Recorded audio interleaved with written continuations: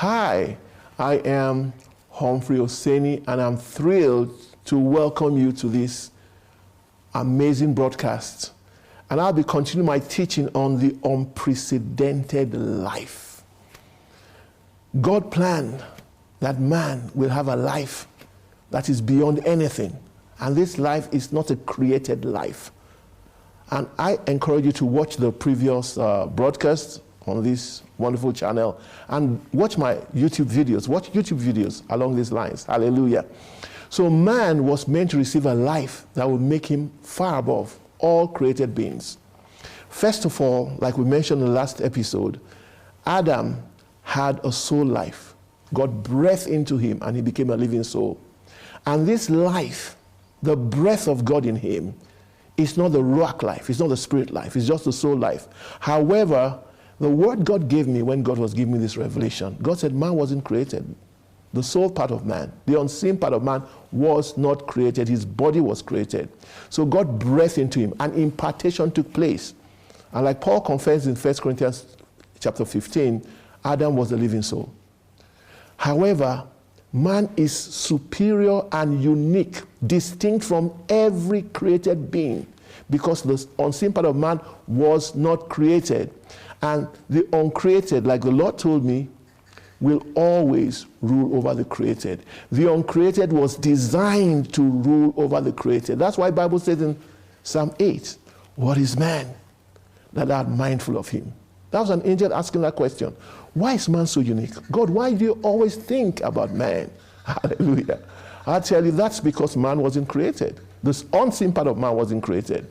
And that's why man was never designed to submit to any created thing, to worship money, to worship idols, to worship the stars, to worship anything created. We are to rule over every created thing by nature, by design. Another unique thing about man is that man was meant to express God. Now, there's a popular saying, which is true, that Jesus Christ came to reveal God.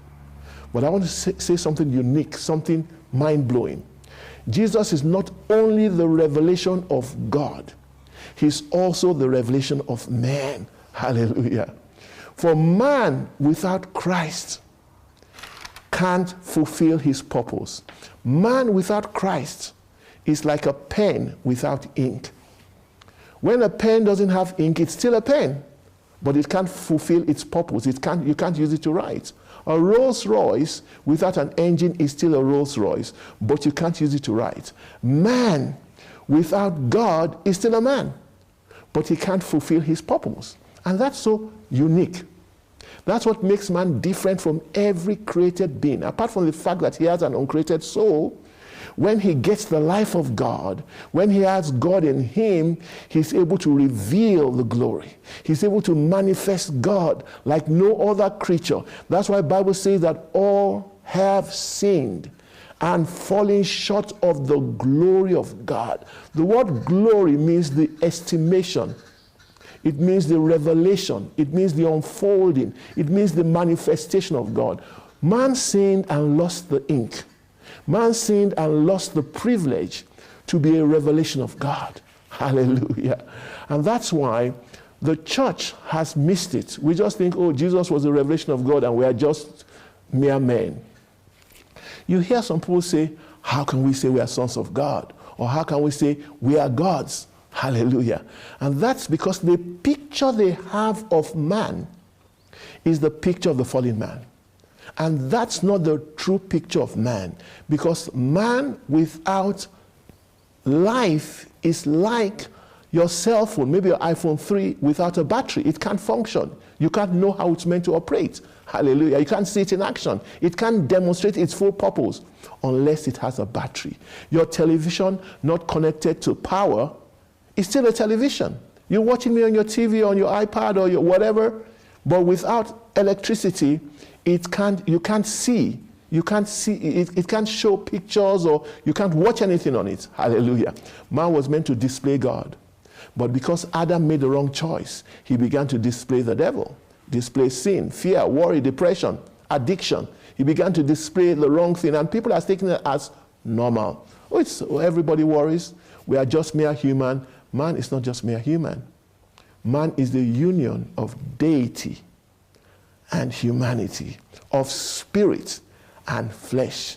And Jesus Christ came as the first example, as the sample son, to show not just who God is, but who man is. Hallelujah. So until a man has God dwelling in him, he's still a man, but he can't fulfill his purpose. He can't function at the dimension that God made man to function. So Jesus Christ said, he that believes in me, John 14 verse 12, will do the same works, will manifest God in signs and wonders, and even greater. Hallelujah. And that's another teaching of its own, but I think I'll introduce a bit of it. Christ after the cross is infinitely superior to the Christ before the cross. And we have the life of the resurrected Christ. We have the nature of the resurrected Christ through the new birth. Hallelujah. So we are able to do things that no one has ever done in the Bible. If you look at 1 Corinthians chapter 3, Paul is comparing the 10 commandments, the law and the 10 commandments, with the gospel. And he says the letter engraven in stones, talking about the 10 commandments, Paul says that this ministration ministers death. 2 Corinthians 3 verse 3 and 3 verse 7 and 8. He says it's the ministration of death.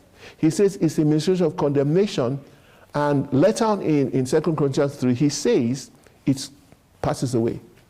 The 10 commands have passed away, because that's what Paul clearly expressed in verse 3, verse 7 and verse 8, that the one engraven in stones passes away. Hallelujah. And Moses had a glory. That law had a glory. As Moses was beholding the 10 commandments being written, his face began to shine. But Paul says that that glory passed away, and compared. When you compare it with the one that doesn't pass away, with the glory of the gospel, because the gospel reveals our union with God. The gospel reveals this unprecedented life. The gospel reveals that we are to manifest the glory that is eternal, that is far surpassing. It says the glory of the law is nothing. It's nothing. You know, somebody can be strong. An ant, you can get the strongest ant. But compared to a human being, that ant's strength is nothing. You can get a strong kid, a strong fighter, but compared to an elephant or a gorilla or a lion, that human being's strength is nothing. So Paul is saying the law had a glory, the law had a purpose, but the righteousness of God, the gospel, has a greater glory. It has to do with this life. It has to do with having the nature of God. It has to do in our learning what it means to be sons of God. Even Satan understood the power of a son. Satan told Jesus, if you are a son of God, turn this stone to bread. Oh, if the church can only begin to grasp the power in us, the life in us. In Romans 6, Paul calls it a kainos life. And the word kainos means unprecedented, novel, unheard of, unseen before. The life and nature of God that enters the believer at the new birth is unprecedented. It's not even what Christ had before the cross. Because the Christ after the cross, he was given a name above every name. He didn't have that before. So, beloved of God, we now have a name above every name. Eye has not seen or ear heard that which God has prepared for the church. And as we get into this, we begin to walk in an unprecedented life and see unprecedented manifestations of the glory of God in our life. God bless you, and keep on living the higher life.